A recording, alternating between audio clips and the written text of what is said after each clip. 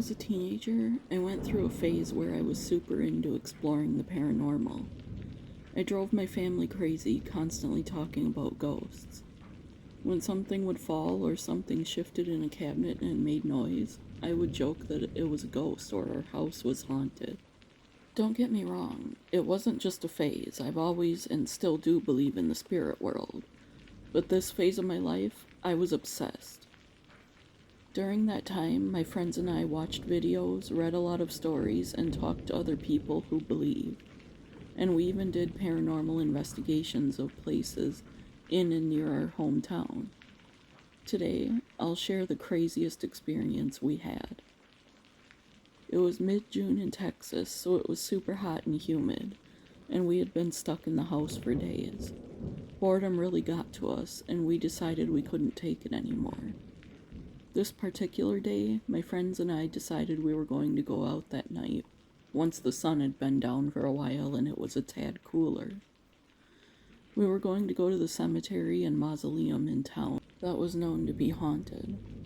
Now, if you're into the paranormal, you know that most cemeteries aren't actually haunted. They're rather peaceful places. Spirits are often going to hang around important places, like the place they died or a place that had sentimental value of some sort. But this cemetery was an exception. The mausoleum was very well known by locals to be haunted, and even ghost hunters from other cities and out of state had come to experience it. That night, we left around 10 p.m., having given it enough time to cool down after the sun went down at 8.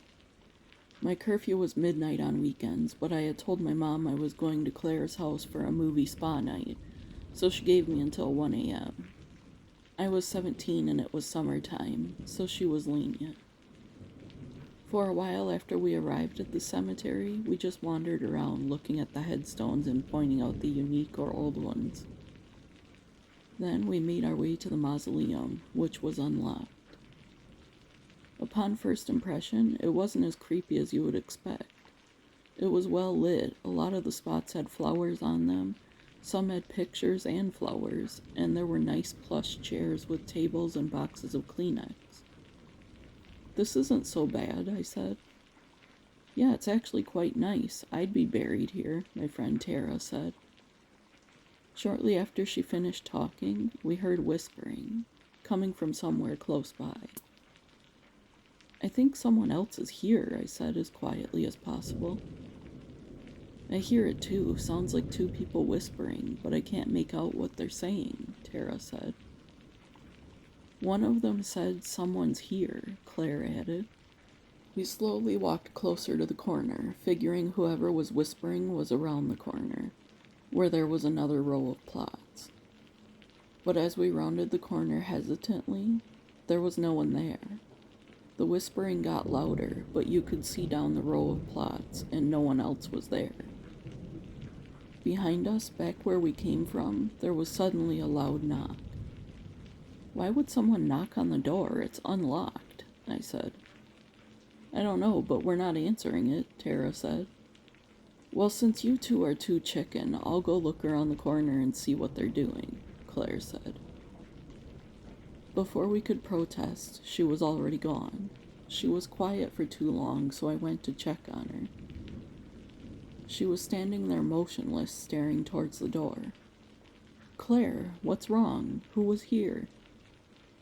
It took her multiple seconds to respond, but when she did, she replied, "There's twin girls in pink dresses out there.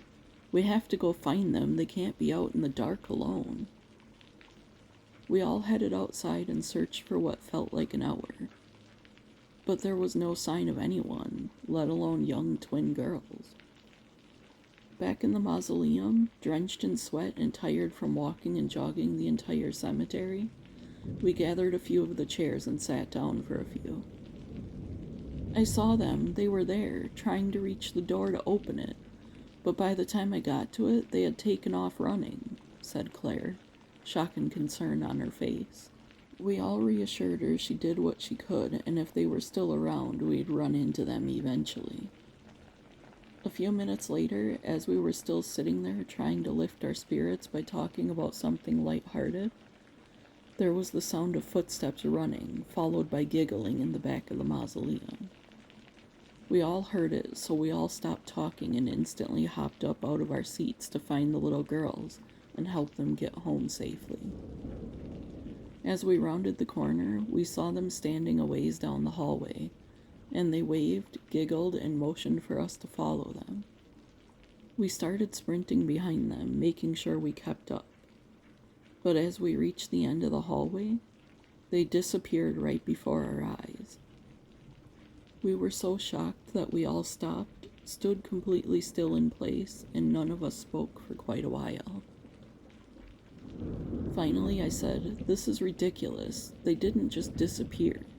It's some sort of trick or something." But even as I said the words, I was 100% sure they disappeared into thin air, right in front of us. By this time, I had walked to about where they disappeared. I was in the process of turning around to say something to the group when something caught my eye. One of the plaques caught my eye, to be precise. It had a pink balloon flying from it, beautiful pink and white flowers in the flower holder, and a tiny cross at the top. But the decorations aren't what stopped me. It was the picture. It was a little girl in a beautiful pink dress, hair in pigtails. It read, "Rest in peace, sweet angel. Beloved sister, daughter, friend, niece, and granddaughter, 2000 to 2003. And right beside it was another one with the same decorations and same engravings, just a different first name. My knees went weak and I started to fall. I knew I couldn't stop myself, so I braced myself the best I could. The group came running, shouting my name. All I could do was point up at the plaques. Everyone sat down on the ground with me. No one said a word for at least 5 minutes. We left shortly after regaining our wits and never returned to that mausoleum. Wow, too bad you weren't filming it. That would be some crazy proof. That must have been such a crazy experience. Thank you for sharing it with us.